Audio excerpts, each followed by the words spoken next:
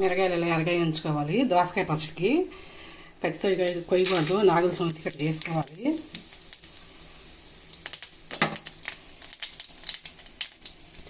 ఇలా వేపాలి, ఇలా కాల్చుకోవాలి. ఆయిల్ రాసుకుని అప్లై చేసుకుని దోసకాయకి కాల్చేసి చేతితో పిసకటమే పచ్చడి. దోసకాయని కాలినాక ఇక్కడ తిప్పుకోవాలి, మళ్ళీ ఇంకో పక్క కాల్చుకోవాలి. ఇదిగోండి చింతపండు నానబెట్టాను దోసకాయ పచ్చడికి. ఉప్పు వేసుకోవాలి, ఇట్లా నలిపేసుకోవాలి చేతితో. ఇదిగోండి దోసకాయ బాగా కాలింది, చిన్నది అయిపోయింది చూడండి అది కాయ. ఇదిగోండి చింతపండు, ఉప్పు అన్నీ వేసి ఇట్లా కలిపేసుకోవటమే. ఇదిగోండి మనం పచ్చడి పర్ఫెక్ట్గా వచ్చింది, ఉప్పు అంతా సరిపోయింది.